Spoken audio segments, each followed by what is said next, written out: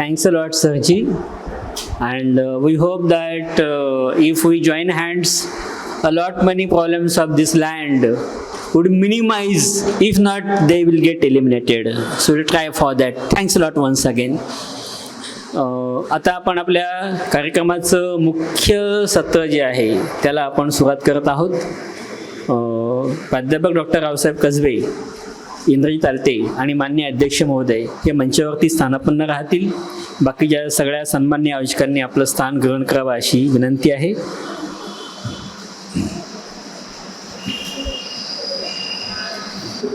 प्राध्यापक रावसाहेब कसबे आपले विचार उद्घाटक या नात्याने आपल्या पुढे प्रदर्शित करतील.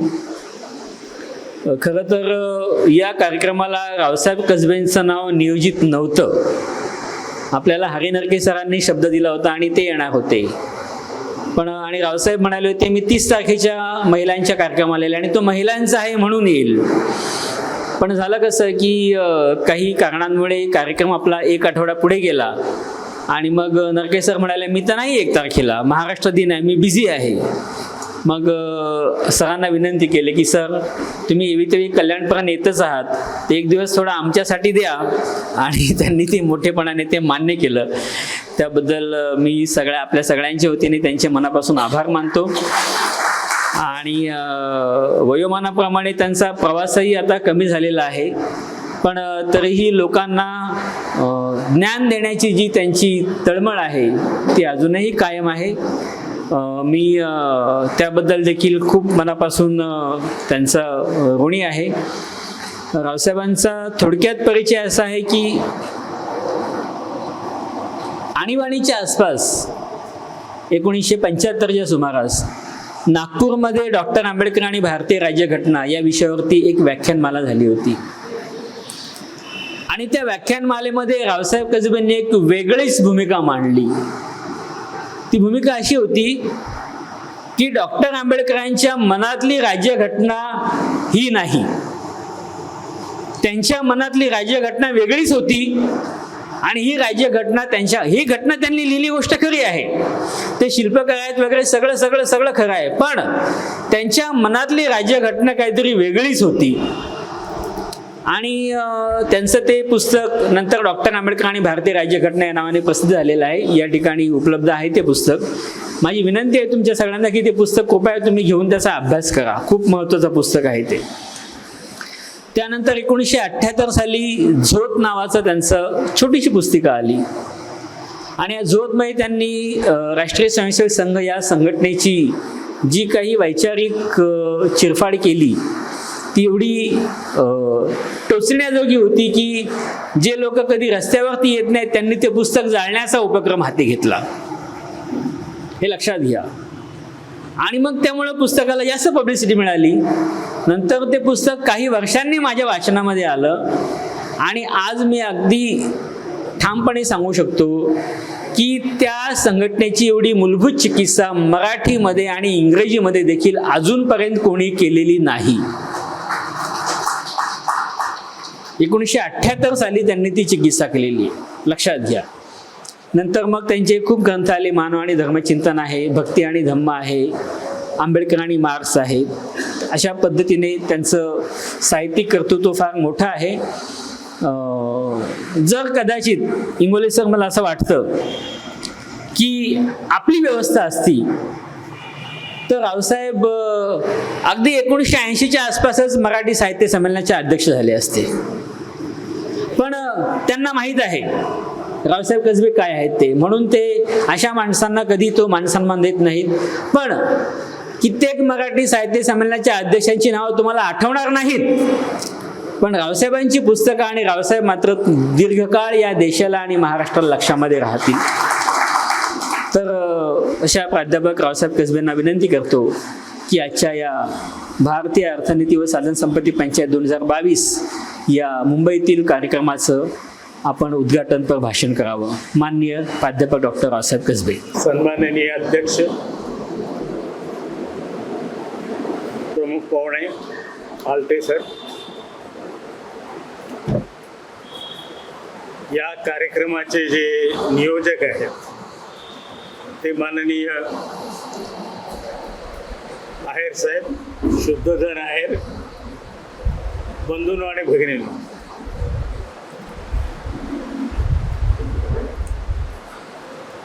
बाबासाहेब आंबेडकरांच्या बद्दल आपण खूप बोलतो, लेखक खूप लिहितात. प्रत्येक 5 दिवसांना निदान 10 कविता कवी लिहितात.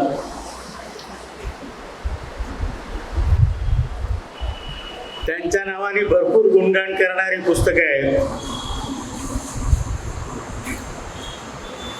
पण तरीही वाचक अजून पूर्णपणे खुश झालेला नाही. कारण त्याला सतत असं वाटतं की काहीतरी मिस होतंय, काहीतरी चुकतंय, काहीतरी समजत नाही. काय समजत?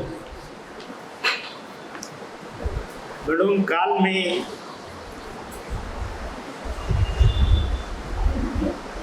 उल्हासनगरला जे यांचं संमेलन झालं त्याच्यात सांगितलं की बाबासाहेब आंबेडकरांनी 29 फेब्रुवारी 1952 साली दादासाहेब गायकवाडांना एक पत्र लिहिलं आणि त्या पत्रात त्याने असं सांगितलं की तुम्ही लोकांनी मला या राजकारणाच्या दबडक्यातून बाहेर काढा. मला आता तुमच्या राजकारणामध्ये काही रस राहिलेला नाही, तेव्हा मला मोकळं करा. आणि महाराजांच्या राजकारणामध्ये तर अजिबात रस राहिलेला नाही, कारण तोपर्यंत आपण बौद्ध झालेलो नव्हतो. त्यामुळे जोहारच म्हणत होतो. जय भीम शब्द थोडा थोडा रूढ झालेला होता आणि बाबासाहेबांच्या अनेक पत्रांच्या मध्ये जोहार पण आहे.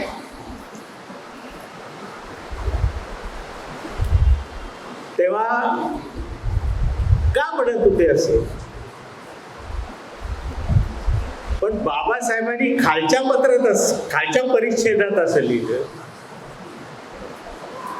की मला तुम्ही या महाराजांच्या राजकारणातून मोकळं करा. याचं कारण असं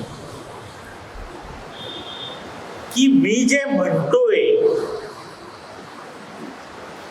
मला जे पाहिजे, माझे जे विचार आहेत, मला जी समाज व्यवस्था प्रस्थापित करायची आहे ती जगाला अजून नीट समजलेली नाही आणि भारतीयांना पण ती समजलेली नाही आणि महाराजांना ती समजण्याची शक्यता नाही, कारण ते सुशिक्षित नाही. कारण त्यावेळी आपलं शिक्षणाचं प्रमाण अतिशय कमी होतं. तेव्हा मी जे काय म्हणतोय ते समजून घ्यायला जगाला बराच काळ लागणार आहे. पण प्रश्न असा आहे की तुमचे प्रश्न तर तातडीचे प्रश्न आहेत. मी काय म्हणतोय समजून घ्यायला बराच काळ लागणार आहे, पण तुमचे प्रश्न तर तातडीचे प्रश्न आहेत. म्हणून तुम्ही तुमच्या प्रश्न सोडवण्याच्या चळवळी बंद करू नका आणि त्यासाठी तुम्ही कुठल्याही राजकीय पक्षात जा. जो पक्ष तुमचे प्रश्न घेऊन लढेल त्याच्याबरोबर जा. आणि बाबासाहेबांनी त्या पत्रात लिहिले, त्यांचं इन्क्लिनेशन जे होतं ते त्यांनी सांगितलं की शक्य झालं तर तुम्ही कम्युनिस्ट पक्षाबरोबर जा. नंतर बाबासाहेबांनी काही समाजवाद्यांशी बोलणी केली, जयप्रकाश नारायणांशी बोलणी केली, आचार्य नरेंद्र देवांशी बोलणी केली, डॉक्टर लोहियाशी बोलणी केली. हे सगळे मार्क्सवादी होते. ते कम्युनिस्ट नव्हते, समाजवादी होते. तेव्हा बाबासाहेब जे म्हणत होते की मला समजून घ्यायला खूप काळ लागेल, लोक वाट पाहत होते की बाबासाहेब लोकांना समजला की नाही. माझ्यासारखा लेखक हे शोधत होता की अजून बाबासाहेब लोकांना समजला की नाही, माझ्या लेखनाचं प्रयोजन काय. मी काय नुसतं बाबासाहेबांच्या बद्दल लिहिलेलं नाही, अनेक विषयांच्यावर लिहिलं. पण जे जे बाबासाहेबांच्या संबंधी लिहिलं त्यावेळी माझ्या समोर एक मूळ प्रश्न असा होता की बाबासाहेब जे म्हणाले की मला समजावून घ्यायला फार काळ लागणार आहे, तर बाबासाहेब लोकांना समजले का.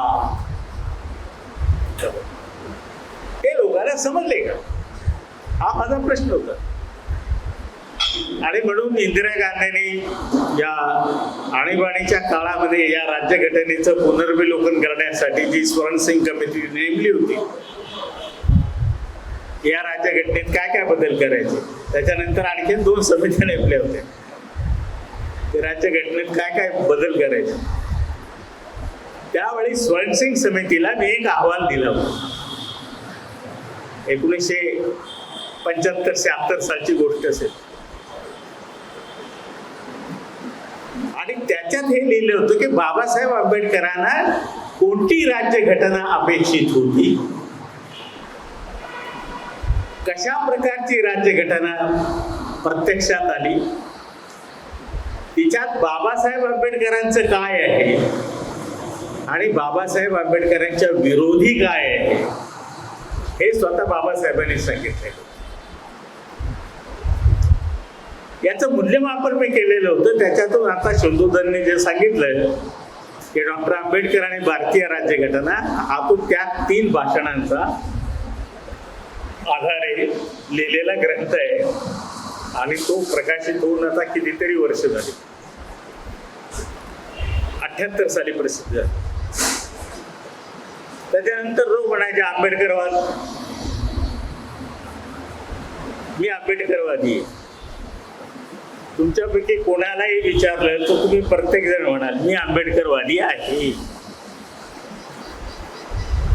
पण आंबेडकरवाद म्हणजे काय जर तुम्हाला विचारलं तर तुम्ही म्हणाल ते काय बाबासाहेब. आंबेडकरवाद काय बाबासाहेब. मी एका प्राध्यापकाला विचारले, अरे तू प्राध्यापक आहेस, जरा बाबासाहेबांचं काय वाचलंय का. तू म्हणलं काय बाबासाहेबांचं कशाला काय वाचायला पाहिजे, बाबासाहेब आमचे. अरे म्हटलं पण तू वाचलं का काही. तुला वाचायची गरज नाही, बाबासाहेब माझ्या रक्तातच आहे.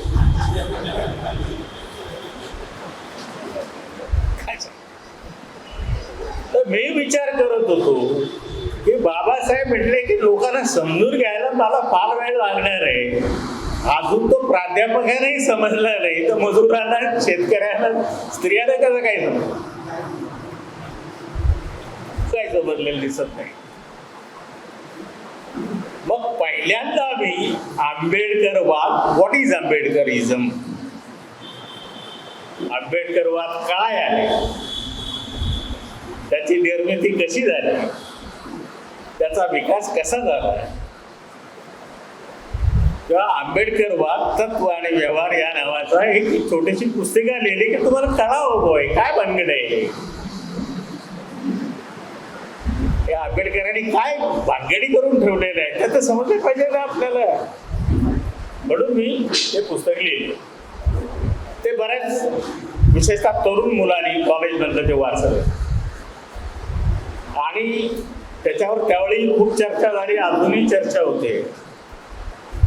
पण माझ्या नंतर आलेली जी विचारवंतांची, लेखकांची पिढी होती त्यांनी त्या पुस्तकाच्या पुढे जाऊन अधिक आंबेडकरवादात भर टाकली नाही, याचं मला दुःख आहे. ते काम त्यांचं होतं. मी तर काय फक्त बोट दाखवत होतो की या मार्गाने गेला तर तुम्हाला आंबेडकरवाद म्हणजे काय समजेल. तेव्हा आंबेडकर समजून घ्यायला या जगाला एकोणीसशे नव्हे 2015 साल उजाडावं लागलं. आणि मग जगातल्या विचारवंतांना, मार्क्सवादी विचारवंतांना सुद्धा, फ्रँकफुर्ट स्कूलमध्ये काम करणाऱ्या सगळ्या चिकित्सक अभ्यासकांना जगातल्या आणि देशोदेशीच्या तरुणांना आणि भारतातली जी नवी तरुण पिढी उदयाला येत होती, वेगवेगळ्या जातीतून, मागासलेल्या जातीतून, अस्पृश्य जातीतून, आदिवासी जातीतून, इतकंच नव्हे तर ब्राह्मणांच्या मधून सुद्धा जी नवी पिढी तयार येत होती त्यांना बाबासाहेब समजला. आणि 1915 साली संपूर्ण जगाचं प्रमुख व्यासपीठ असणाऱ्या युनोनं बाबासाहेब आंबेडकरांची जयंती साजरी केली. त्यावेळी जगातले सगळे राष्ट्रप्रमुख तिच्यात सामील झाले होते. आज जगातल्या प्रत्येक देशात आंबेडकरांची जयंती साजरी होते. आणि मला प्रत्येक वर्षी 2-3 देशातून निमंत्रण येतात. तर आम्ही त्याला सांगतो, अरे आता काय 78 वर्षाचं झालंय, तर किती दिवस बोलू तुमच्याशी. ते म्हटलं काय नादानपण आहे. चला तुम्ही आम्हाला या आंबेडकरांचा वेळ लावतो, तुम्ही आम्हाला आंबेडकर समजून सांगितलं आणि तुम्हीच आता शेपूट घालून पळायला लागले. असं नाही करता येणार, तुम्हाला यावंच लागेल. आणि म्हणून मला जावं लागेल. तेव्हा हे काय आहे आंबेडकरांचं? जे जगाला समजलं, जे विचारवंतांना समजलं, जे तत्ववेत्यांना समजलं, जे तरुण पिढीला समजलं, जे ब्राह्मण, वैश्य, शूद्र सगळ्यांना समजलं, या सगळ्यांना ते समजलं. पण अजून ते महाराजांना समजलं की नाही याच्याबद्दल मला शंका आहे. याचं कारण काय? याचं एकच कारण की ज्यांना समजले आंबेडकर त्यांनी आंबेडकरांना देव मानलं नाही. आपल्याला आंबेडकर समजत नाही कारण आपण बाबासाहेबांना देव मानून टाकलेले आहे, पुतळे उभारलेले आहेत. आणि भारतात माणसाला मारून टाकण्याचा सगळ्यात सोपा उपाय म्हणजे त्याला देव करायचं. त्याच्या पुढे अगरबत्त्याला लावायच्या, उदबत्त्या लावायच्या, फुलं व्हायची, त्याला नमस्कार करायचा आणि म्हणायचं ठीक आहे पुढच्या वर्षी भेटू. आपले कार्यक्रम काय? 3: जयंती, धम्मचक्र प्रवर्तन नागपूर आणि तुमची चैत्यभूमी 6 डिसेंबर. 3. माझ्या डोक्यात एकदा विचार आला होता की भारत सरकारला असं सांगावं की एक ऑर्डिनन्स करा की 14 एप्रिल दसरा आणि 6 डिसेंबर यांचे कार्यक्रम कायद्याने बंद करण्यात येत आहेत. तर महार काय कार्यक्रम करणार वर्ष? आणि हे जे पुढारी आहेत त्याच्यातले काही वरून भाजपकडे आहेत प्रत्यक्ष, काही आतून भाजप. तेव्हा वरचे आतले सगळे मिळून काय कार्यक्रम करतील जर एक कार्यक्रम नसले तर? तर गावागावात तरुण पोरांचे गट आहेत, ते वर्गड्या जमा करतात. वरच्या आळीची एक होती, दुसमधल्या आळीची एक होती, खालच्या आळीची एक होती. भरपूर दारू पितात, ती वेगवेगळे गाणे निघाले त्याच्यावरती कमर हलवत नाचतात आणि सगळे पैसे खर्च करतात, वर्गणी जमा करतात. पण कुठल्याही समितीने वर्गणीचा हिशोब कधीच दिलेला नसतो. परिस्थिती त्यांना बाबासाहेब समजला कारण त्यांनी बाबासाहेबांना देव मानला नाही. आपण बाबासाहेबांना समजू शकत नाही कारण आपण बाबासाहेबांना देव मानतो. जोपर्यंत तुम्ही बाबासाहेबांना देव माना तोपर्यंत तुम्ही आंबेडकरांची पूजा करा, तोपर्यंत तुम्ही आंबेडकरांच्या समोर प्रार्थना करा, तोपर्यंत तुम्ही त्यांच्या समोर पूर्णपणे वाकून बसा. पण ज्या क्षणी तुम्ही बाबासाहेब आंबेडकरांचे टीकाकार व्हाल, त्या क्षणी तुम्हाला आंबेडकर समजेल आणि मग तुम्हाला कळेल की या आंबेडकरांच्या मध्ये केवढी प्रचंड ताकद आहे, किती प्रचंड ऊर्जा आहे जी अणुबॉम्बपेक्षाही जास्त आहे, ज्याच्यामुळे संपूर्ण जग बदलू शकतो. पण हे कधी टाळ्या वाजवा, कधी तुम्ही बाबासाहेबांना विवेकाने समजून घेणार असाल तर ते तुमच्या जातीचे आहेत म्हणून ते तुमचे दैवत आहेत असं जोपर्यंत तुमच्या डोक्यात आहे तोपर्यंत ते तुम्हाला समजणार नाहीत. ते या देशातल्या ब्राह्मण तरुणांना समजले, ते या देशातल्या आदिवासी समुदायाला समजले, या देशातल्या ओबीसी समुदायाला समजले.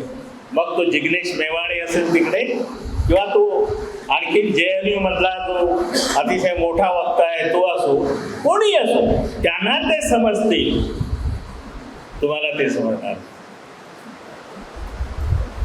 बाबासाहेब मुळात अर्थशास्त्रज्ञ, ही गोष्ट लक्षात ठेवा. आणि ते मुळात अर्थशास्त्रज्ञ असल्यामुळे त्यांचं जे अर्थशास्त्र आहे, त्यांचं अर्थशास्त्र हे सामाजिक आणि मानवी पायावर उभं आहे. अर्थशास्त्र, इथे अर्थशास्त्राचे मोठे अभ्यासक बसलेले आहेत. अर्थशास्त्र हे पैशांचं शास्त्र आहे, अर्थशास्त्र हे गरजांचं शास्त्र आहे, अर्थशास्त्र हे गरजा कशा भागवाव्यात त्याचं शास्त्र आहे. आणि माणसाच्या वाढत्या गरजा आणि हे जे येतंय ते कमी, त्याच्यामुळे आर्थिक प्रश्न निर्माण होतो, मागणी आणि पुरवठ्यामध्ये गडबड होऊन जाते आणि मग अर्थशास्त्र फसतं. असं अर्थशास्त्र बाबासाहेबांचं. या जगामध्ये ॲडम स्मिथनी अर्थशास्त्राचा पाया घातला आणि वेल्थ ऑफ द नेशन या नावाचा एक ग्रंथ. ते अर्थशास्त्र वेगळं अर्थशास्त्र आहे, जे गरजांचा विचार करतो, जे श्रीमंतीचा विचार करतो, जे गरिबीचा विचार करतो, जे मालाच्या पुरवठ्याचा विचार करतो, पण ते माणसाचा विचार नाही करत. माणसाचा विचार नाही. कधी कधी अर्थशास्त्र हे अतिशय क्रूर शास्त्र आहे असं पण म्हटलं जातं. कधी कोणाचे दबा नाही बाळगत. समजा तुमच्या अडाणीला किंवा अंबानीला काय कोणाला वाटलं की आपल्याला काय फायदा होत नाही, तो 10,000 लोकांना लगेच घरी पाठवू शकतो. तो हे नाही विचार करणार की यांना मुलबाळ आहे, तर याची म्हातारी आई असेल, याच्या बापाला कॅन्सर झालेला आहे, तो म्हणला गेला खड्ड्यात, त्याचा बाप, त्याची आई, तू स्वतः, माझा नफा कमी झाला. क्रूरपणे या सगळ्यांना तो कामावरून काढू शकतो. अर्थशास्त्र याचा विचार, बाबासाहेबांचं अर्थशास्त्र याचा विचार करणारं नव्हतं. भांडवलशाहीचं जे अर्थशास्त्र आहे ते व्यक्ती सापेक्ष अर्थशास्त्र आहे. कारण भांडवलशाहीने माणसाला व्यक्ती बनवलं, इंडिव्हिज्युअल बनवलं. आणि एकदा माणूस व्यक्ती बनला की तो आपल्या कोशात फिरतो. फार झालं तर आपलं घर, फार झालं तर आपले नातेवाईक, फार झालं तर आपली जात, फार झालं तर आपला देश. याच्यात माणूस कुठे आहे?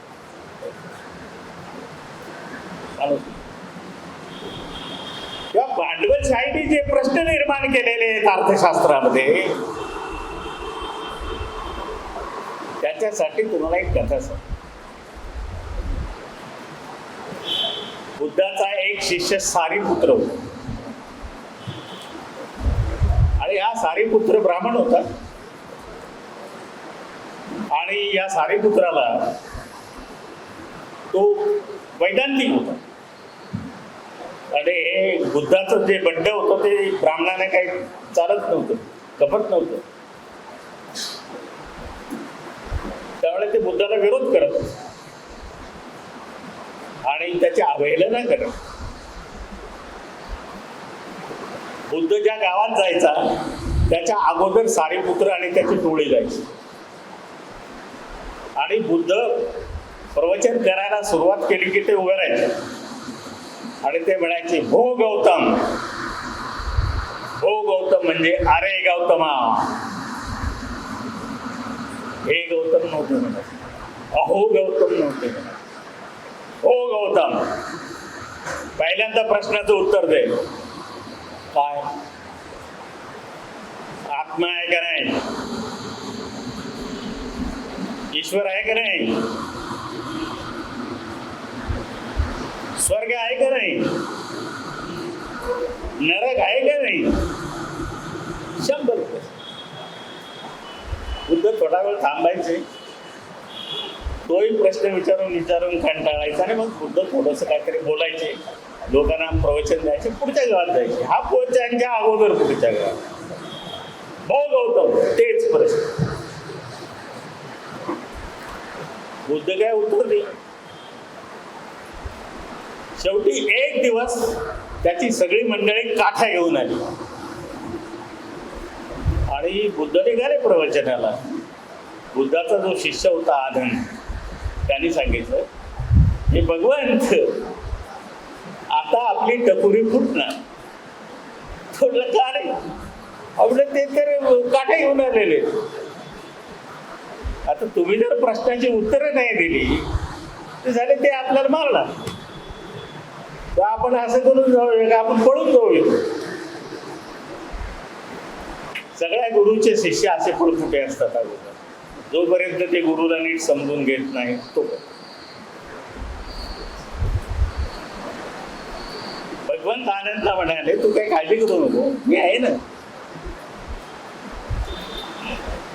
तू फक्त एक काम कर, एक चिवर घेऊन ये आणि दीक्षेची तयारी कर.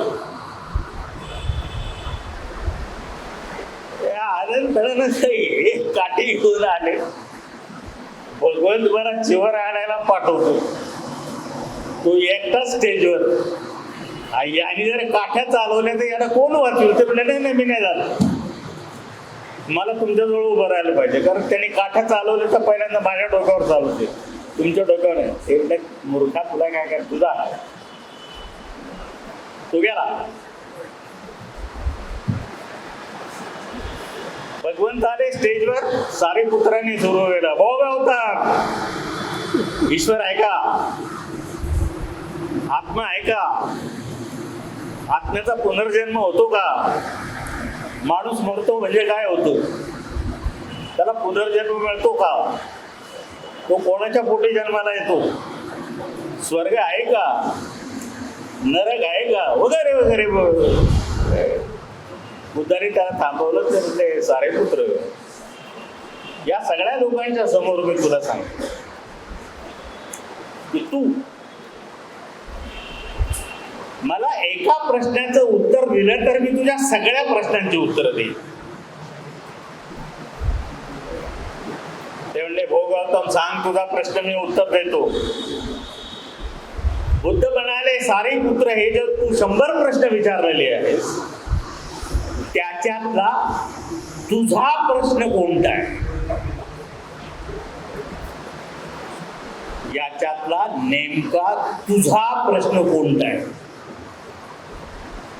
सर तो विचार करायला लागला. यायला गौतम चमत्कार घेत दिसतोय. सर देव आहे का नाही असं नाही विचारलं. तर तू देव मी काय पाहिला नाही. तर तो असला काय नसला काय, काय फरक पडतोय? त्याला मला फालतू प्रश्न आहे. तर या आत्मा कुठे?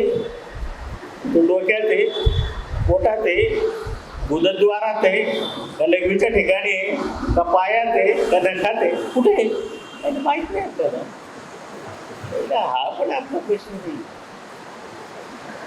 बरं, स्वर्गाची वर्णनं वाचलेली आहेत, पण स्वर्गात कोणी जाऊन तिथं काय काय घडतंय हे काय आपल्याला कोणी सांगितलेलं नाही. जरा आपण प्रश्न आपला नाही, जरा आपला कुठलाच प्रश्न नाही. भगवान त्याला म्हणाले की सारीपुत्र, हे जे 100 प्रश्न तू विचारतोस याच्यातला तुझा प्रश्न कोणता आहे, आणि हे याचा विचार करण्यासाठी मी तुला 1 तास देतो. इथे येऊन माझ्या पाठीमागे बैस. तोपर्यंत या गरीब दंतकरी लोकांच्या समोर मी बोलतो, त्यांच्या दुःखासंबंधी, त्यांच्या दुःख निवारण्यासंबंधी, त्यांच्या प्रश्नासंबंधी. बुद्धाचं भाषण संपलं. सारीपुत्र आला आणि म्हणाला, भगवन, यापैकी माझा प्रश्न कोणता नव्हताच. ते म्हणले, मी काय करू? ते म्हणाले, तुम्ही मला आता माझा तुमचा शिष्य करा आणि मला परिव्राजा द्या. बुद्ध म्हणाले, त्याची तयारी मी आनंदला करायला सांगितले नाही. त्याने हाक मारली, आनंद आणलं का जेवण? तेव्हा धम्मदीक्षेची तयारी कर. आणि सारीपुत्रांनी भगवंताच्या पायावर डोकं ठेवून त्यांचं शिष्यत्व पत्करलं. आणि तिथून सारीपुत्र नावाचा एक महाविद्वान मनुष्य या जगाला बुद्धाच्या शिष्याच्या रूपात मिळाला. ही क्रांती, ही साधी क्रांती नाही, मोठी क्रांती. त्याच्यानंतर बुद्ध एका दिशेने गेले, सारीपुत्र एका दिशेने गेला, आणि 12 वर्षानंतर ते पुन्हा एकत्रित आले. त्यावेळी बुद्धाने सारीपुत्राला विचारलं, बोलावलं की अरे हा तर फार प्रश्न विचारत होता. सांगितलं की अरे जरा सारीपुत्राला बोलवा. सारीपुत्र आला आणि सारीपुत्र आल्यानंतर असा लाजून उभा राहिला. सारीपुत्राला बुद्धाने विचारलं की सारीपुत्र, अरे तू एवढे प्रश्न विचारून बंडावून सोडवत होता, तुला तुझा प्रश्न कोणता आहे याचं उत्तर सापडलं का या 12 वर्षामध्ये? तो म्हणला, बदन, या देशात जे मी प्रश्न विचारत होतो त्याच्यापैकी कोणताही प्रश्न माझा नव्हता. तर हे सगळे प्रश्न मला जे उत्तर मिळालं हे प्रश्न मनुष्य जातीचे नाहीत. तुम्ही जे सांगता की जगात दुःख आहे, या दुःखाला कारण आहे, हे दुःख नष्ट करता येतं, आणि हे दुःख नष्ट करण्याचा एक मार्ग आहे, हे जे तुम्ही सांगता हेच खरं तत्वज्ञान आहे, आणि तेच मनुष्य जातीला मुक्त करणार आहे. तेव्हा हे प्रश्न मानवी जीवनाचे प्रश्न आहेत, हे व्यक्तीचे प्रश्न नाही. भांडवलशाहीने माणसाला व्यक्ती केलं, त्याला खाजगी मालमत्ता दिली, त्याला विचार दिले, त्याला संपत्ती कशी कमवायची याचं शिक्षण दिलं, संपत्ती गिळंकृत कशी करायची याचं पण शिक्षण दिलं, लोकांच्यावर अन्याय अत्याचार करायचा याचं पण शिक्षण दिलं, हे सगळं दिलं. आणि म्हणून भांडवलशाहीचं अर्थशास्त्र हे व्यक्तीचं अर्थशास्त्र आहे, ते मनुष्य जातीचं अर्थशास्त्र नाही. कारण माणूस हा नुसता असा नव्हे की जो फक्त खाणं पिणं मौज करणं एवढंच जाणं. माणूस हा फक्त त्याचं शरीर नाही, पण शरीर हे आहे, कारण शरीर सुद्धा एक यंत्र आहे. पण केवळ शरीर म्हणजे माणूस नव्हे, तर माणसाला एक अंतरंग आहे. हे अंतरंग अतिशय भव्य आहे. माणसाचं बाहेरचं जग जितकं विस्तृत आहे तितकं त्याच्या आतलं जग विस्तृत आहे. बाहेरच्या जगात जसे सूर्य, चंद्र, तारे, समुद्र असतात, तसंच त्याच्या अंतरंगात सुद्धा सूर्य, तारे, समुद्र असतात. आणि या अंतरंगामध्ये असणाऱ्या या स्थळांचा शोध म्हणजेच असते समाधी. समाधी म्हणजे दुसरं तिसरं काही नाही. परमेश्वरी उराउरी भेटत नाही, कारण परमेश्वरच माणसाची निर्मिती. परमेश्वराने माणसाला निर्माण केलेलं नाही, माणसाने परमेश्वराने निर्माण केलं आपल्या आपल्या कल्पनेप्रमाणे. म्हणून तुम्हाला जगातल्या देवांची वेगवेगळी रूपं दिसतील. चीनमध्ये वेगळा देव आहे, रशियामध्ये वेगळा देव आहे, इंग्लंडमध्ये वेगळा देव आहे, भारतात सुद्धा वेगवेगळे देव आहेत. बंगालचा देव वेगळा आहे, महाराष्ट्राचा देव वेगळा आहे, तिकडे उत्तरेतला देव वेगळा आहे राम, आणि इकडे दक्षिणेतला देव वेगळा आहे. मी उत्तरेत गेलो त्यावेळी ती राम मंदिराची चळवळ एकदम जोरात झाली होती. एक परिसंवाद होता ताजमहाल हॉटेलमध्ये, सगळे विद्वान आलेले होते त्या परिसंवाद. त्यावेळी मला होतं टाइम्स ऑफ इंडियाचे हे संपादक होते, गिरीश जैन असतील ते पण होते, आणि हे CPMचे जे नेते आहेत ते पण होते आंध्र प्रदेश. ते राम राम चाललं होतं सारखं. राम ही आम्हाला महाराष्ट्रीयन लोकांना भानगडच माहिती नाहीये काय, कारण आमच्या एकाही खेडेगावात रामाचं मंदिर नाही. तुमच्या कोणाच्या असेल तर बघू, आठवून बघ. आपल्या प्रत्येकाच्या खेडेगावात हनुमानाचं मंदिर, माझ्या गावात हनुमानाचं मंदिर, माझ्या संपूर्ण तालुक्यामध्ये फक्त हनुमानाची मंदिर आहेत, रामाचं एकही मंदिर नाही. आणि 1965 पर्यंत गणपती ही भानगडच कोणाला माहिती नव्हती, आणि मोदक काय प्रकार असतो हे खेड्यातल्या लोकांना माहिती नव्हतं. मी ज्यावेळी BA पास झालो त्यावेळी माझ्या एका मित्राच्या, ब्राह्मण मित्राच्या घरी मी गेल्यानंतर त्याच्या आईने मला पहिल्यांदा मोदक खाऊ घातला. त्यावेळी कळालं की मोदक ही भानगड. आता आपल्याला नळ्या चोखायची सवय असल्यामुळे आपल्याला त्या मोदकामध्ये काही गंमत नाही वाटत ना. राम महाराष्ट्रात नाहीच आहे हो. तर म्हटलं तुमचा देव कोणता आहे? म्हटलं आमचा देव विठ्ठल आहे. महाराष्ट्राचा देव म्हटलं तरी एकच आहे, तो म्हणजे विठ्ठल आहे, कारण सगळ्या प्रदेशातून तिथं पालख्या जातात. आणि हा विठ्ठल जो आहे, हे जे सगळे वारकरी जातात, ही प्रथा महायान बौद्धांची आहे. हा जो उत्सव आहे, हा उत्सव महायान बौद्धांचा होता. तो हळूहळू वैष्णवाने स्वीकारला आणि त्याच्यामध्ये परिवर्तन झालं. पुढे त्याचं ब्राह्मणीकरण करण्याचा प्रयत्न केला, पण त्यालाही खूप विरोध झाला. त्यामुळे तो ब्राह्मणाच्या हातात कधी जात नाही वारकरी संप्रदाय. तेव्हा आमचा तेवढा एक देव आहे. बरं, आमचा देव पण असा आहे गमतीशीर की त्याला त्याचा भलतच प्रश्न विचारतो. म्हणजे माणसाने ईश्वराला निर्माण केलं, ईश्वराने माणसाला निर्माण केलं नाही, हे सांगणारा महाकवी संत तुकाराम. काय सांगितलं त्याने? तो मंदिरात गेला, त्याच्याकडे बोले बेट्या, असं बोट करून म्हणलं, ए बेट्या, अरे आम्हामुळे तुझं देवपण हे का विसरून चाललं? चला, मी नसतो तर तुला कोण देव म्हटलंस, आम्ही नसतो तर तुला कोण देव म्हटलंय? फालतू पण आहे, उगेच ॲरोगंट आहे, उगेच दावा करतो मी जगाचा नियंता. अरे कोण जगाचा नियंता? तू जर जगाचा नियंता करणारा असशील तर आम्ही नियंत्याचे नियंते आहोत. कोण? माणूस. आम्हामुळे तुझं देवपण हे का विसरून चाललं आहे?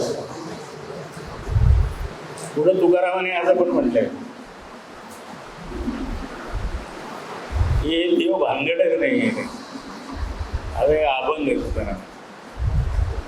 मी तुकारामाला भेटायला गेलो तिथे, त्याच्या जिथं त्यांनी तपश्चर्या केली तिथे एक अख्खा दिवस ते इथं बौद्ध स्तूप आहे, गुहा आहे, तिच्यात एक होतो आम्ही. तुकारामाने मला सांगितलंय, रावसाहेब तू फार भानगडीत पडू नको. त्याला अरे हे लोक जसं मला मारलं तसं तुला मारून टाकते. तर म्हटलं कसं काय? अरे म्हटलं हे आता रामाचं भूत अमकं भूत तमकं भूत तुमच्या पेक्षा चालू झाले, ते आता जपून भूत. हे देवाच्या विरुद्ध एवढं बोलत नको जाऊ. आणि त्याने मला एक अभंग सांगितला, जो त्याच्या गाठेत तो अभंग असा आहे, देव ऐसी वदवावी वाणी. तुम्हाला सांगायचं, अरे ईश्वराचं ध्यान करा, त्याचं स्मरण करा, तोच तुम्हाला मोक्ष देईल, तोच तुम्हाला सगळं करेल. हे मी तुम्हाला सांगायचं, तुम्हाला हे नाही सांगायचं देव नाही. बरं म्हणलं लोकांना सांग, आहे देव ऐसी वदवावी वाणी, नाही ऐसा मनी अनुभवावा. अरे हे तर बुद्ध आहे ना, हा बुद्ध आहे. आणि तुकारामाची जी शिष्या बहिणाबाई ब्राह्मण होती ती, तिने हे स्पष्ट करून सांगितलं का तू त्या होता कोण? तू काय हिंदू होता? कोण होत? तिने सांगितलं, कलियुगी हरी बौद्ध रूप धारण करी, तुकोबा शरीरी प्रवेशिला. अरे आता बुद्ध आहे, त्यांनी कलियुगात अवतार धारण केला आणि तो तुकोबाच्या शरीरात त्यांनी प्रवेश केला. असं माणसाने ईश्वराला जन्म दिला आणि ईश्वर त्याच्याच बोकांडी बसला. ही चोखा महाराजची जी बायको आहे सोयराबाई, ती तुमच्या ज्ञानेश्वरापेक्षा प्रकांड पंडित स्त्री असली पाहिजे. तिच्या अभंग वाचताना मला साठ असं ती कुठे पोहोचली होती. तिचा एक अतिशय सुंदर अभंग किशोरी आमोणकरने गायलेला आहे. जरा गाणे पण ऐकत जा, संगीत ऐकत जा.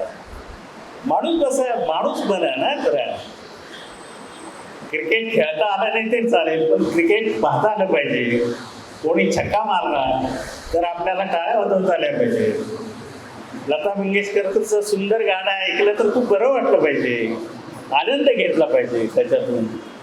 एखाद्याचं शास्त्रीय संगीत ऐकलं तर आनंद घेता आला पाहिजे.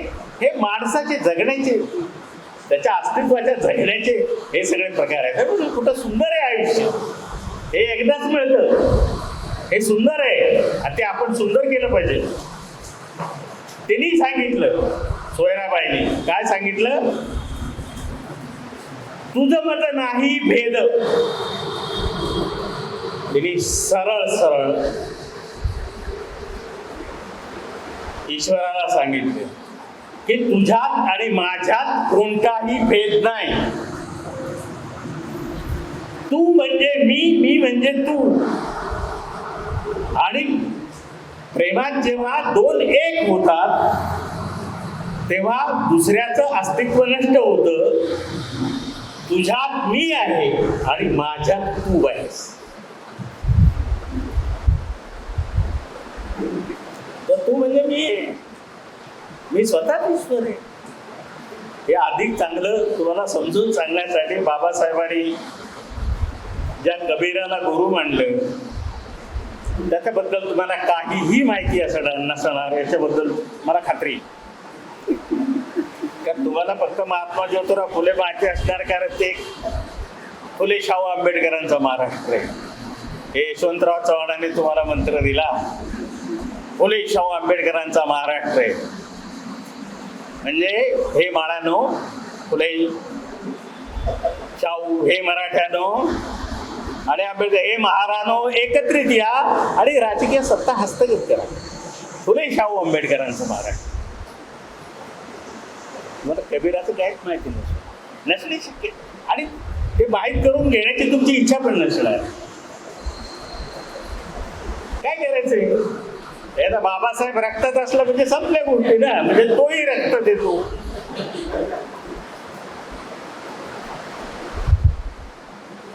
प्रेम काय असत? फक्त काय करतो? ईश्वरावर प्रेम करतो आणि ईश्वरात विलीन, म्हणजे स्वतः ईश्वर. कबीराचा एक दोहा आहे, प्रेम की गली अति साकरी.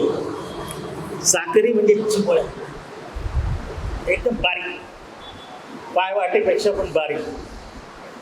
प्रेम की गली अति साकरी. तुम्ही कधी काशीला गेलात का? गेला का?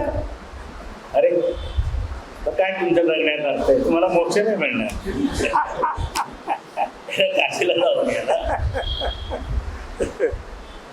मी बनारसला महिना दीड महिना होतो आणि तिथे गंगेच्या काठावर कोर्ट विभागामध्ये जो जे कृष्णमूर्तींचा आश्रम आहे त्याच्यामध्ये माझी राहण्याची व्यवस्था केली होती. त्यावेळी मी काही पंडितांशी वेदांच्या बद्दल चर्चा करत होतो. मानव आणि धर्मचिंतन हा ग्रंथ लिहितो. गेलो तिथे. ते माझा एक शेजारी होता प्रोफेसर, मला शिकवायला होतं. त्याच्यानंतर तो माझा सहकारी होता. तो म्हणला, रावसाहेब तू बनारसला चाललेला आहे, काशीला. बरं झालं तू चाललेला आहेस. तिथून येताना गंगेचं पाणी आण. तिथे ते सॉर्डर केलेल्या हे असतात तांबे, त्याच्यात गंगेचं पाणी भरलेलं असतं. आला मला एक दिवस अचानक आठवण झाली की प्रोफेसर महाजनाने आपल्याला गंगेचं पाणी आणायला सांगितलेलं. म्हणून मी ते दिसलं ते दुकान, म्हणून चढलो त्याच्यामध्ये आणि त्याला सांगितलं की बाबा एक गंगेचं पाणी दे. त्याने माझ्याकडे असं नीट बघितलं. म्हणला क्या चाहिए? गंगा जल? म्हणलं हा गंगा जल चाहिए. कितने बरस का है? त्याने विचारलं कितने बरस का है, म्हणजे किती वयाचा आहे? मैं बोलो 84 होगा, 80+ होगा. अच्छा 80+ है. घर वालों को बहुत तकलीफ है क्या? अगर वो 80+ होगा तो ये इसको पिलाओ, वो 5 दिन में चला जाएगा.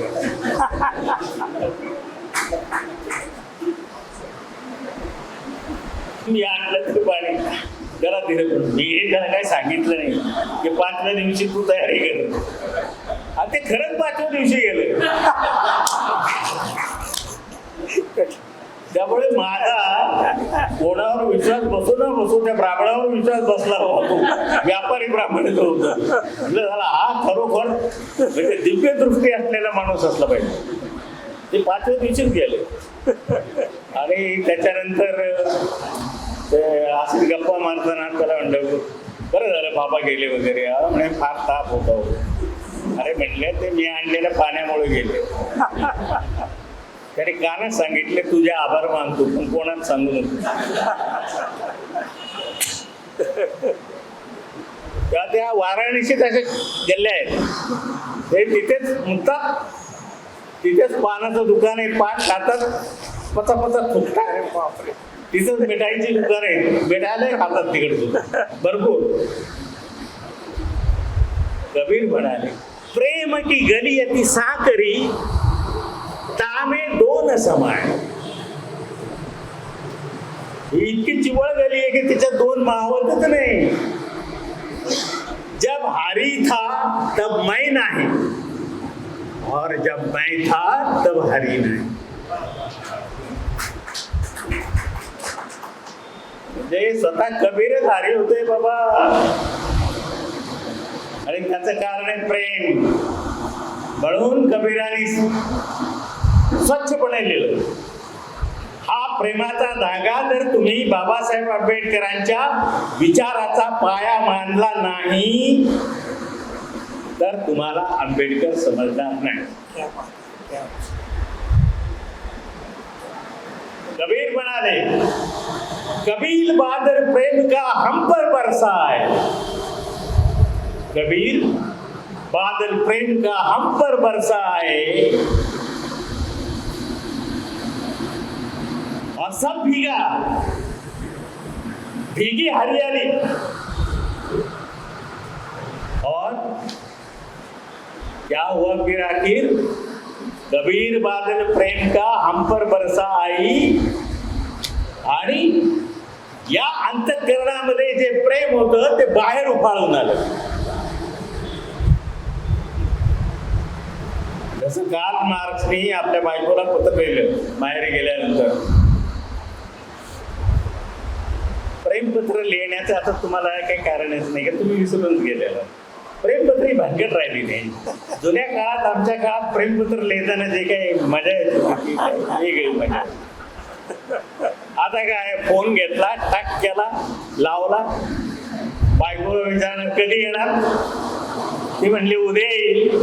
सांगतो नाही नाही अजून 10-15 दिवस थांब ना, काय हरकत नाही. काही हा स्वतंत्र असतो काय, त्याला काही ते नको असतं, ओझं झालेली असते बायको, प्रेमच नसतं. आणि म्हणून ज्याच्याशी आपण प्रेम करतो त्याच्याशी आपण लग्न करू नये. ते व्यवहार येतो नंतर. तर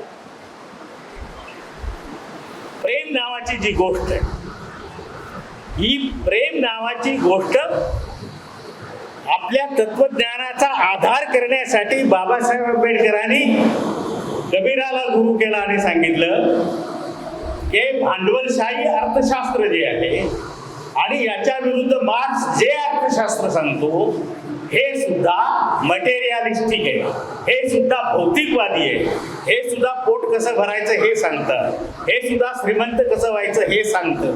तेव्हा हे जे अर्थशास्त्र आहे, बाबासाहेबांनी शब्द वापरलाय, this is a pigs economy, economy of pigs. हे डुकरांचं अर्थशास्त्र आहे. मग अर्थशास्त्र कशावर होतं? अर्थशास्त्र मनुष्याने त्याच्या अस्तित्वाने त्याच्या समोर जे प्रश्न निर्माण केलेले असतात त्या प्रश्नांची आर्थिक आणि सामाजिक उत्तरं देणारं जे शास्त्र त्याचं नाव अर्थशास्त्र. आणि म्हणून बाबासाहेब आंबेडकरांनी त्यांच्या अर्थशास्त्रीय विचारात पहिली गोष्ट सांगितली की माणूस नावाची जी गोष्ट आहे ती सर्वप्रथम आहे, तिला पर्याय नाही, बिलकुल नाही. आणि अतिशय ते ठासून सांगितलं. दुसरी गोष्ट बाबासाहेबांनी केली ती अशी, बाबासाहेब म्हटले असं अर्थशास्त्र पाहिजे की ज्या शास्त्रात प्रत्येक माणसाला निसर्गाने जे अधिकार दिलेले आहेत ते अदेय आहे, इनअलायबल, ते देता येत नाही दुसऱ्याला. प्रत्येक माणसाला निसर्गाने जे अदेय अधिकार दिलेले आहेत ते कोणाला हिसकावून घेता येणार नाही. आणि नंबर 3ची तिसरी जी गोष्ट सांगितली बाबासाहेबांनी की एका माणसाने दुसऱ्या माणसावर राज्य करता कामा नये. आणि शेवटची गोष्ट सांगितली अर्थशास्त्राच्या पायाभूत विचारांच्या मध्ये की व्यक्ती हे ध्येय आहे, ते कशाचं साधन नाही, तिच्यासाठी आहे. म्हणून बाबासाहेबांचं अर्थशास्त्र हे मनुष्य केंद्रित अर्थशास्त्र. जेव्हा ही राज्यघटना तयार झाली होत होती, ही राज्यघटना तयार होत होती त्यावेळी मोठी चमत्कारिक परिस्थिती निर्माण झाली आणि ती गांधीजींना पण माहिती. या देशाला आज संपूर्ण जगामध्ये 2च महापुरुषांच्या नावाने ओळखलं जातं, ते म्हणजे गांधी आणि आंबेडकर. याच्यापूर्वी बुद्ध. आणि गांधी आणि आंबेडकरांमध्ये तर आपण भांडणे लावून दिलेली आहेत. हे पुढारी लोकांची काम आहे. कांचीराम माझे मित्र होते, त्यांच्या माझ्या अनेक चर्चा झाल्या. आणि दिल्लीमध्ये मी लिहिलेले जे पुस्तक आहे आंबेडकरवाद, त्याच्यावर चर्चा ठेवली होती कॉन्स्टिट्यूशन क्लबमध्ये, विल आंबेडकरिझम सर्वाइव्ह. आणि त्याने जेव्हा ते पुणे कराराचा निषेध करायला सुरुवात केली तेव्हा मी त्यांना म्हणालो की कांशीराम असं करू नका, ते खोटे, याला पुरावा नाही आहे इतिहास. त्यावेळेस ते मला म्हणाले की राजकीय पक्ष निर्माण करताना कोणीतरी एक शत्रू असावा लागतो, त्याच्याशिवाय राजकीय पक्ष उभा राहत नाही. त्यामुळे ते फसले गणित. पुणे करार नावाची जी गोष्ट आहे ती गोष्ट भारतात ठरलेली नव्हती. ती दुसऱ्या राऊंड टेबल कॉन्फरन्सला इंग्लंडमध्येच ठरली आणि सेकंड राऊंड टेबल कॉन्फरन्सला जेव्हा गांधीजी गेले आणि गांधी आणि आंबेडकरांमध्ये प्रचंड संघर्ष झाला, त्यावेळी गांधी आणि आंबेडकरांच्या तिथे 3 गुप्त बैठका झाल्या. 3. आणि या प्रत्येक गुप्त बैठकीचा अहवाल बाबासाहेब आंबेडकरांनी त्यांच्या जनता पक्षाच्या संपादकाला कळवला आणि तो जनता नियतकालिकाकडे छापून आला. 3 पत्र आहेत बाबासाहेबांची. आता जातीयवादी, अरे गांधी स्वतः म्हणत होता मी सनातनी हिंदू आहे, जसं तुम्ही म्हणता ना की मी बौद्ध आहे. छाती फाडली तरी आतमध्ये आंबेडकर आणि बुद्ध दिसेल, या तुमच्या हनुमानाप्रमाणे. तसं तो पण म्हणत होता, गांधी पण म्हणत होता मी सनातनी हिंदू आहे. त्याला ते म्हणणं भागच होतं, कारण त्याला सनातनी हिंदूंना बदलायचं होतं. तो जर म्हणला असता मी सनातनी नाही तर त्याला बाजूला गेला असतं, कदाचित त्याच वेळी त्याला मारलं असतं किंवा त्याला देव करून टाकलं असतं, मिटून टाकला असता प्रश्न. मी सनातनी हिंदू आहे म्हणायचा. सनातनी हिंदू म्हणजे काय? वेदावर विश्वास, नंबर 1. नंबर 2 चातुर्वर्ण्यावर विश्वास, नंबर 3 जातीवर विश्वास आणि नंबर 4 अस्पृश्यतेवर विश्वास. म्हणजे सनातनी हिंदू धर्म आहे का नाही? गांधी सनातनी हिंदू म्हणायचे, म्हणजे मी हिंदू आहे, सनातनी हिंदू. पण आफ्रिकेतून येताना त्यांचा जो कार्यक्रम होता त्यातला पहिला कार्यक्रम होता अस्पृश्यता निवारण. म्हणजे सनातनी हिंदुत्वाच्या पहिल्या भागाला तर धक्का लागला नाही. आणि त्याने अस्पृश्यता निवारणाचं काम सुरू केलं तर सगळ्या शंकराचार्यांनी सांगितलं की गांधी हिंदूच नाही, त्याचे सनातनाचे काय भानगड. बाबासाहेबांनी ज्यावेळी त्यांच्याशी संघर्ष सुरू केला आणि डोळ्यात डोळे घालून सांगितले की गांधी मला मायभूमी नाही, त्यावेळी गांधी म्हणाले भीमराव, कारण गांधी त्यांच्यापेक्षा 20-25 वर्षांनी मोठे होते. गांधीचा थोरला मुलगा आणि बाबासाहेबांचं वय सारखं होतं. गांधी म्हणाले भीमराव, तुम्हाला देश आहे आणि तुम्हाला देश आहे आणि तुम्ही देशासाठी काय काय केलेलं आहे हे मला माहिती आहे, कारण तुमची सगळी वृत्तपत्र मी वाचतो. मला माहिती आहे तुमचं मुखनायक मी वाचलेलं आहे, तुमचं बहिष्कृत भारत मी वाचतो, तुमचं जनता मी वाचतो, मला सगळं माहिती आहे. तर तुमच्याकडून देश सेवा झालेली आहे. तेव्हा बाबासाहेबांनी उत्तर काय दिलं माहिती आहे? ते आपल्याला माहिती आहे. आपल्याला फक्त एवढं माहिती आहे की बाबासाहेब म्हणाले मला मातृभूमी नाही. बाबासाहेब असं म्हणाले की गांधीजी, माझ्याकडून जी काही देशसेवा झालेली असेल याचं कारण मला विवेक आहे म्हणून.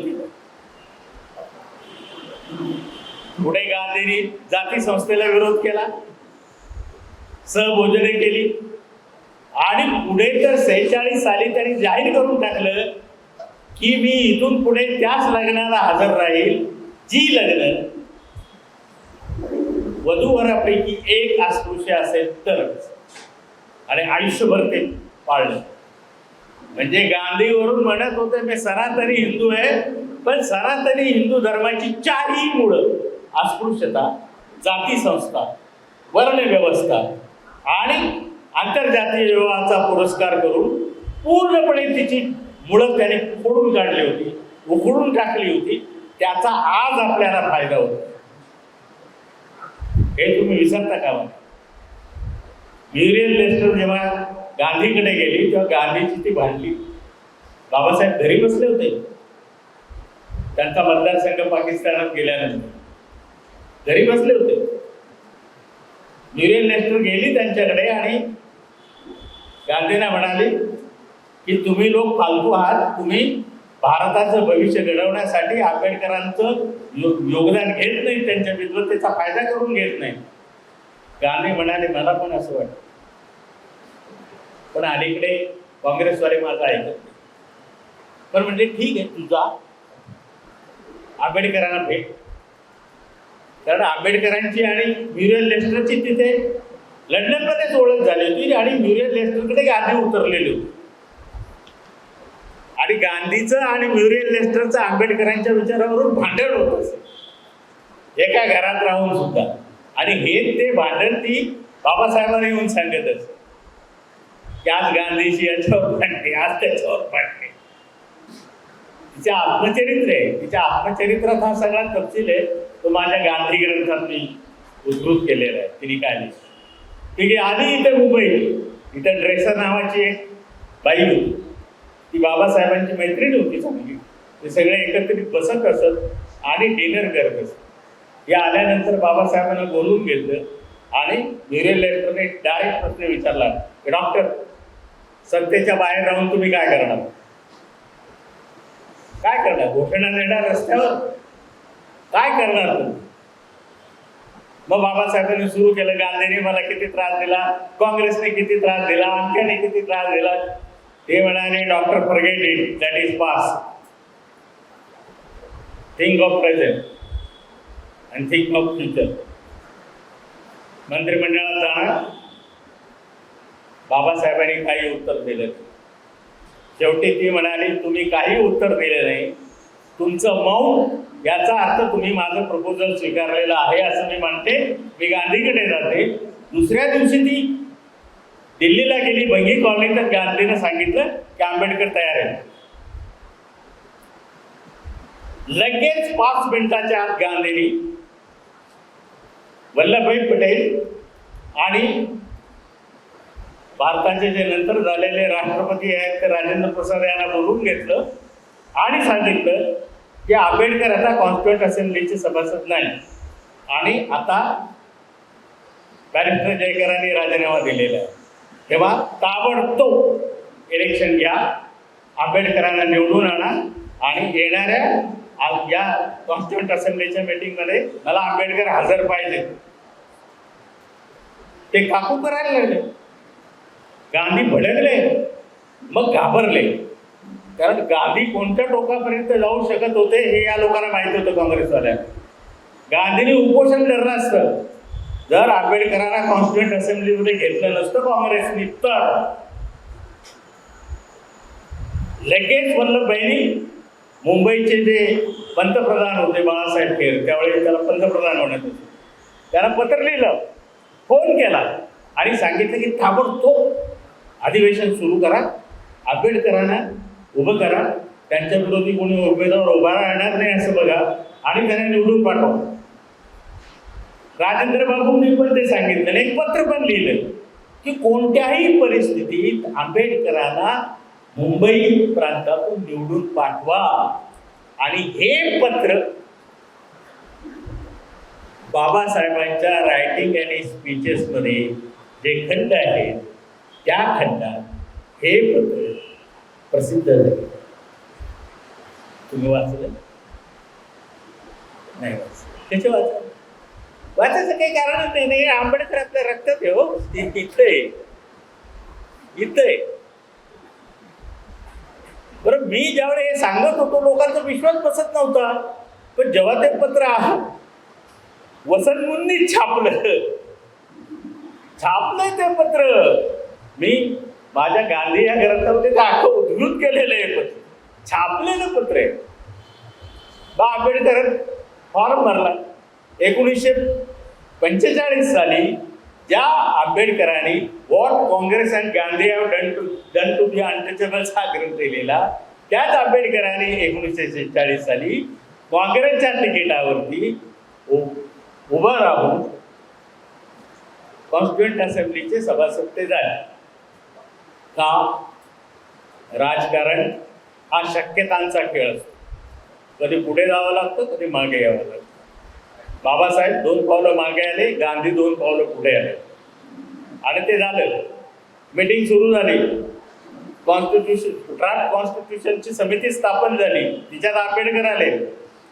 त्याच्यानंतर दुसऱ्या दिवशी ड्राफ्ट कमिटीची मीटिंग झाली, आंबेडकर चेअरमन झाले. आणि लंडन टाइम्सच्या पत्रकारांनी बाबासाहेबांना विचारलं, डॉक्टर व्हॉट इज दिस? त्यावेळी बाबासाहेबांचं उत्तर आहे, friend, I am also surprise.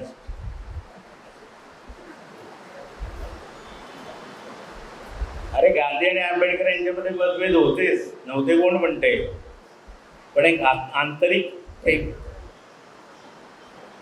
जेव्हा येरोडा कारागृहामध्ये पुन्हा पॅक झाला आणि त्याच्यानंतर एका आपल्या अकोला हा जो विदर्भातला आहे तिथली मंडळी गांधींना भेटायला गेली आपली आणि म्हणाले, तुम्ही आमच्या बाबासाहेबांना फार त्रास दिला ना, आमचं केलं तंत्र केलं. त्यावेळी त्याने सांगितलं, मला तुम्हाला माहिती, ज्या वेळी मी कारागृहात बसतो एकटा, त्यावेळी माझ्या नयन चक्षूंच्या समोर भीमरावाची प्रतिमा असते. लेखी आहे, मी सांगत नाही, हे लिहिले आहे, लेखी इतिहास आहे. गांधीचं तुमचं काय वैर आहे? अरे RSSचं खरंच वैर आहे ना गांधीची, त्याला तर मारला तरी, तुमचं त्याचं काय वैर आहे? आपली गंमत अशी होते की आपल्याला शत्रूच माहिती नाही, आपण शत्रूला मित्र समजून जवळ करतो आणि मित्राला लांब लोटून त्याच्यावर गोळ्या झाडतो. ही अशी आपली परिस्थिती आहे. बाबासाहेबांना कायदे मंत्री करायच्यासाठी पुन्हा आंबेडकरांना गांधीने आपलं वजन वापरावलं. या स्वतः राजेंद्र बाबूंना कायदा मंत्री व्हायचं.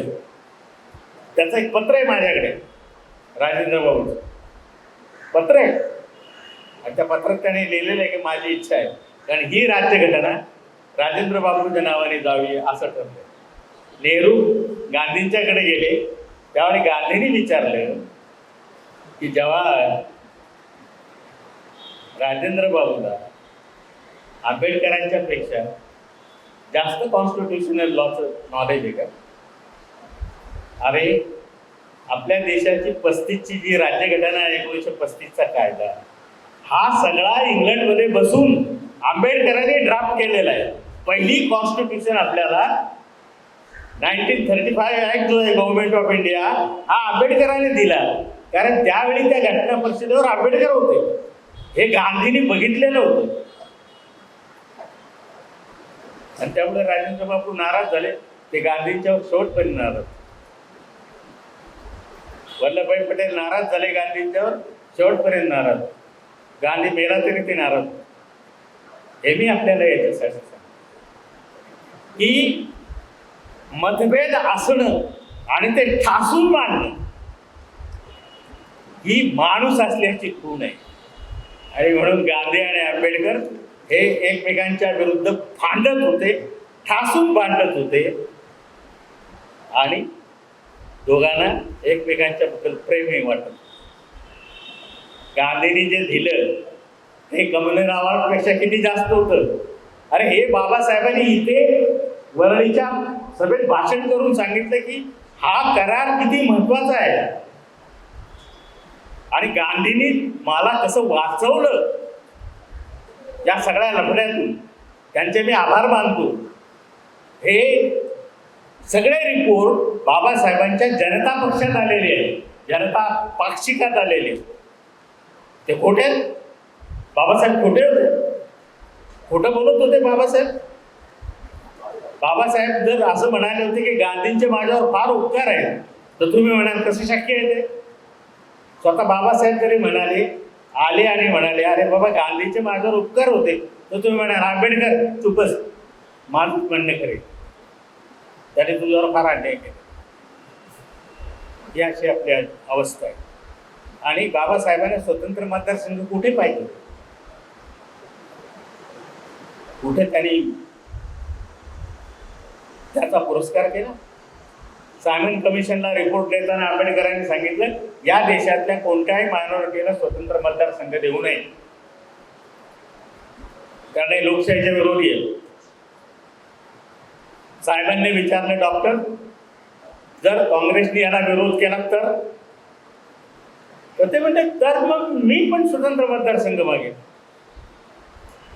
म्हणून सेकंड राऊंड टेबल कॉन्फरन्सला त्यांना तो नाईलाजाने मागावा लागला. बरं गांधींनी सायमन रिपोर्ट वाचलेला असल्यामुळे गांधींना माहीत होतं आंबेडकरांना काय पाहिजे.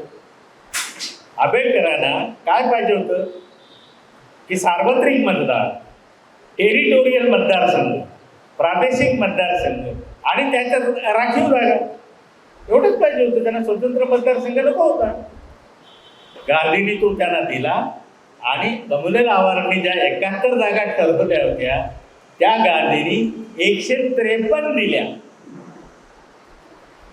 आणि पुणे कराराचं समर्थन करताना बाबासाहेबांनी या सभेत सांगितले, तुमच्या वरळीच्या सभेमध्ये, की कम्युनल अवॉर्डमध्ये लोकसभेत किती जागा असाव्यात अस्पृश्यांच्या हे ठरलं नव्हतं, पण गांधींनी या कम्युनल अवॉर्डमध्ये ते ठरवलं आणि आपल्या लोकसंख्येच्या 10% जागा आपल्याला लोकसभेत रिझर्व्ह असते.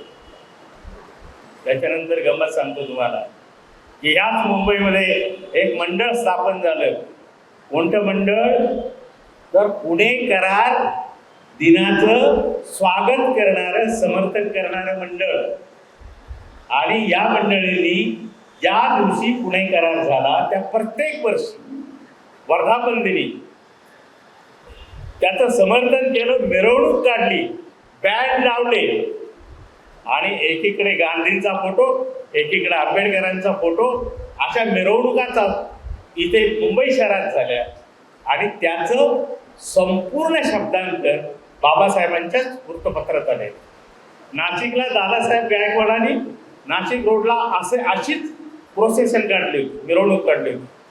एकीकडे गांधी, एकीकडे आंबेडकर, हर हर महादेवच्या घोषणा, आणि दुसरीकडे गांधीजी की जय आणि तिसरीकडे बाबासाहेब की जय, हे होत होतं. याचाही रिपोर्ट आहे. म्हणून मी आपल्याला आंबेडकर समजून घ्यायचा असेल तर गांधी समजून घ्या, आणि गांधी समजून घ्यायचा असेल तर आंबेडकर समजून घेतल्याशिवाय कोणालाही गांधी समजणार नाही, आणि गांधी नीट समजून घेतल्याशिवाय आंबेडकर समजणार नाही. कारण या दोघांच्याच नावाने या देशामध्ये या देशाला जगात ओळख आहे. म्हणून जेव्हा प्रश्न निर्माण झाला की या राज्यघटनेचा केंद्रबिंदू काय असावा, कोणी म्हणलं in the name of Allah, कोणी म्हणलं in the name of God, कोणी म्हणलं in the name of Rama, कोणी म्हणलं इन द नेम ऑफ महात्माजी वगैरे वगैरे. ते गांधीची एक मुलाखत बघता ना तुम्ही, ते लागते कधी कधी BBC वरती, I never sed Ambedkar as Mahatma, असं ते दाखवतात ना. ते खोटं आहे, हे खोटं आहे. माझ्याकडे आंबेडकरांची 2 पत्र आहेत, 1933 सालची, 32-33 सालची 2 पत्र आहेत. आणि त्या पत्रामध्ये बाबासाहेबांनी हस्तलिखितात पण आहे, स्वतःच्या हस्ताक्षरात लिहिलेले. त्याने सांगितलं डिअर महात्माजी, अशी लिहिलेली पत्र आहेत माझ्याकडे.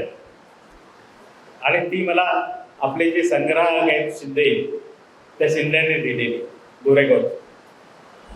हे मी आपल्याला सांगितलं की जेव्हा प्रश्न उभा राहिला ही राज्यघटनेचा केंद्रबिंदू कोण, तेव्हा आंबेडकरांनी उत्तर दिलं की या राज्यघटनेचा केंद्रबिंदू ना ईश्वर असणार, ना राम असणार, ना कृष्ण असणार, ना अल्लाह असणार, ना कोणी असणार. या राज्यघटनेचा आधारभूत घटक या देशातला सामान्य पुरुष आणि सामान्य स्त्री असेल आणि तिच्या भोवती ही संपूर्ण राज्यघटना. तेव्हा हे सारं राजकारण, हे सारं अर्थकारण मनुष्य केंद्री स्वरूपात कसं उभं राहील ही आंबेडकरांनी भारतीय राज्यशास्त्राला आणि अर्थशास्त्राला दिलेली सगळ्यात मोठी देणगी आहे. हे समजून घेतल्याशिवाय आपल्याला आंबेडकर समजणार नाही. शुद्धोधन आहेर जे काम करतात ते मला बोलायचं वाटतं, तर सध्या ते छोट्या प्रमाणात आहे. पण आपल्या देशामध्ये चांगल्या कामाची वाहवा होत नाही.